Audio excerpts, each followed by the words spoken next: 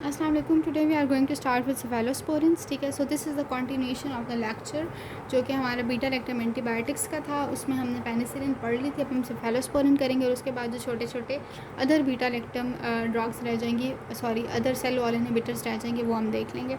सो cephalosporins की जो है वो कुछ बातें हैं. This is a very important topic. ठीक है, इसमें से बहुत से MCQs, बहुत से क्वेश्चंस बन सकते हैं.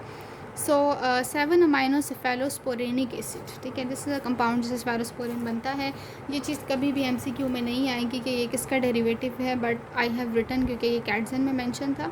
4 जनरेशन्स होती हैं इसकी, ये याद रखना है, first, second, third and fourth generation. ठीक है, और ये एक इंपॉर्टेंट पॉइंट है कि जैसे जैसे हम आगे मूव करते हैं from first to second to third to fourth generation, the coverage from the gram negative increases. ठीक है, यानी कि पहले अगर कोई ग्राम पॉजिटिव के अगेंस्ट एक्ट कर रहा है तो जैसे जैसे आगे जाते जाएंगे ग्राम नेगेटिव के लिए उनकी एक्टिविटी ज़्यादा बढ़ती जाएगी. फीचर्स क्या हैं? They are given parenterally, hepatic या फिर रीनल क्लियरेंस दोनों हो सकती हैं.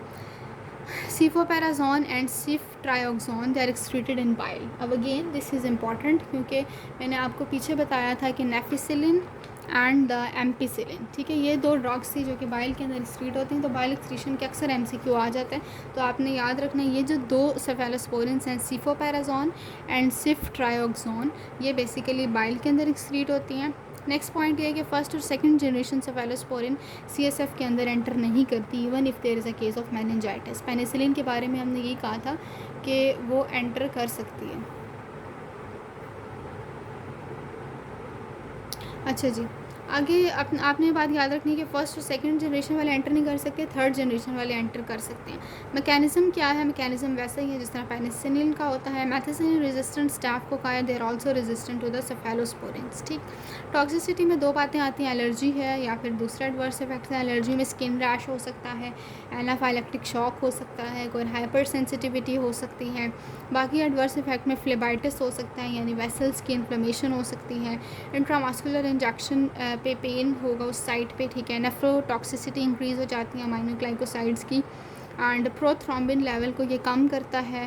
ठीक है, डाइसल्फारम लाइक रिएक्शन होते हैं. ये MCQ अक्सर आ जाता है कि इनका ये होता है कि कौन से ड्रग्स हैं जो प्रोथ्रोम्बिन लेवल को कम करती हैं. तो आपने यहाँ पे याद रखना कि मैंने लिखी हैं सीफामेंडोल, सिफपेराजोन एंड सीफोटेटिन. ये तीन जो ड्रग्स हैं ये बेसिकली आपकी क्या करती हैं? प्रोथ्रोम्बिन लेवल को कम करती हैं, डाइसल्फारम लाइक रिएक्शन प्रोड्यूस करती हैं. आगे आ जाते हैं तो जनरेशन्स पे, first, second, third and fourth generation.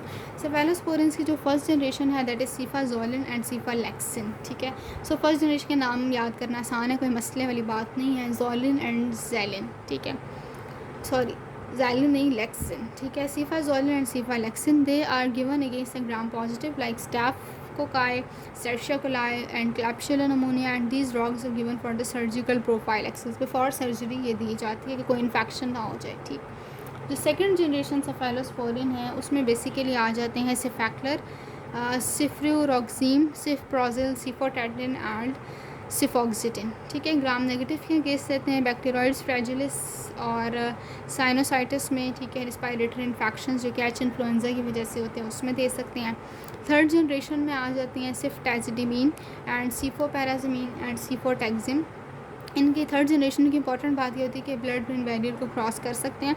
Most important जो थर्ड जनरेशन वाली ड्रग है दैट इज़ सेफ्ट्रायोक्सोन. ठीक है, अच्छा, इनको प्रोविडेंशिया, सरेशिया, सुडोमोनास के अगेंस्ट देते हैं. और आपके पास जो सिफ्ट्रायोक्सोन है एंड सेफिक्सिम है इसको गोनोरा में देते हैं. सिफ्ट्रायोक्सोन को टाइटस मीडिया में भी दिया जाता है. तो आपको सिफ्ट्रायोक्सोन ड्रग इंपॉर्टेंट है, उसके अलग अलग भी बातें पता होनी चाहिए. फोर्थ जनरेशन में सेफिविम एंड सिफ्टार्डिन आ जाती है.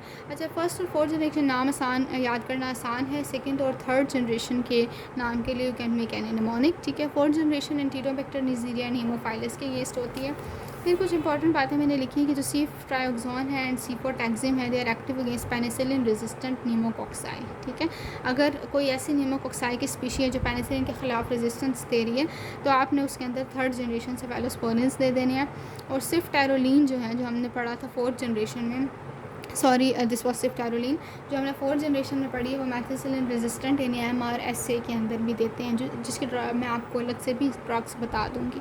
इन ओटाइटिस मीडिया एक MCQ है कि ओटाइटिस मीडिया में ceftriaxone is usually as effective as 10 days course of treatment with amoxicillin. अगर किसी को इन्फ्लेमेशन ऑफ द मेम्ब्रेन हुई भी है ईयर के अंदर, ओटाइटिस मीडिया हुआ हुआ है, तो अमॉक्सिसिलिन के 10 दिन के कोर्स से बेहतर है कि आप उसको एक इंजेक्शन दे दें सेफेलोस्पोरिन या फिर सेफ्ट्रायोक्सोन का। आगे चलते हैं अदर बीटा लैक्टम ड्रग्स। ठीक है, सेफेलोस्पोरिन्स हमारी ख़त्म हो गई हैं, बाकी बीटा लैक्टम ड्रग्स भी हम इसी में कवर कर लेते हैं। इसमें आ जाती है एस्ट्रियोनाम एंड कार्बापेनिम्स। ठीक है, एस्ट्रियोनाम जो है ये आपके पास बेसिकली मोनोलैक्टम ड्रग है। ठीक है, अगेंस्ट बीटा लैक्टमेजेस रेजिस्टेंट होती है एंड पॉजिटिव के लिए एक्ने होती है, मेनली एस्ट्रियोनाम ग्राम नेगेटिव के लिए होती है। IV देते हैं, GIT अपसेट कर सकती है, वर्टिगो, हेडेक, और इसकी पेनिसिलिन्स के साथ कोई क्रॉस एलर्जेनिसिटी नहीं होती। कार्बापेनिम्स की बात करते हैं तो वो पॉजिटिव नेगेटिव एनारोब सबके लिए है। उसमें फ़र्दर आ जाते हैं इमीपेनिम, डोरीपेनिम, मीरोपेनिम एंड इर्टापेनिम। ठीक है, इमीपेनिम का ये होता है कि वो आपके पास इसकी रीनल क्लियरेंस होती है और इसको एक कंपाउंड है उसके साथ दिया जाता है सिलास्टिन। सिलास्टिन क्या करता है मैं आपको यहाँ पे बता देती हूँ कि इमीपेनिम जो है उसकी इनएक्टिवेशन होती है with help of an enzyme which is known as dehydropeptidase 1। तो हम सिलास्टिन साथ इसलिए देते हैं ताकि वो इस एंजाइम को इनहिबिट कर दे और इमीपेनिम की इनएक्टिवेशन ना हो। प्लाज्मा लेवल में प्लाज्मा लेवल्स ऑफ इमीपेनिम को मेंटेन करने के लिए हम सिलास्टिन दे देते हैं। डोरीपेनिम P. एरिजिनोसा और एक्टिनियोबैक्टर के अगेंस्ट देते हैं। मीरोपेनिम जो है वो मेटाबोलाइज कम होती है बाई डीहाइड्रोपेप्टिडेजेस। ठीक है, एक्स्ट्रा पेनिम का ये कि उसके IM इंजेक्शन से पेन होता है। अमाइनोग्लाइकोसाइड एंड कार्बापेनिम को मिला के देते हैं for pseudomonal infections. Beta lactamase inhibitor में क्लोवेलिनिक एसिड, सैलबेक्टिन, टाइजोबेक्टिन, के पहले आपको बता दिया था कि ये जो बीटा लैक्टमेज इनहिबिटर्स हैं आगे किसके अगेंस्ट होते हैं, प्लाज्मा इनकोडेड बीटा लैक्टमेजेस कुछ होते हैं और कुछ आपके क्रोमोसोमल बीटा लैक्टमेजेस। तो जो प्लाज्मा इनकोडेड अगर लैक्टमेजेस हैं उसके अगेंस्ट ये होंगे एक्टिव, जबकि क्रोमोसोमल वाले के अगेंस्ट नहीं होंगे। तो इसमें basically gonococci, escherichia coli and H influenza आ जाता है कि इनके अगेंस्ट एक्टिव होंगे। In the next video we will discuss the other cell wall inhibitors. Thank you so much.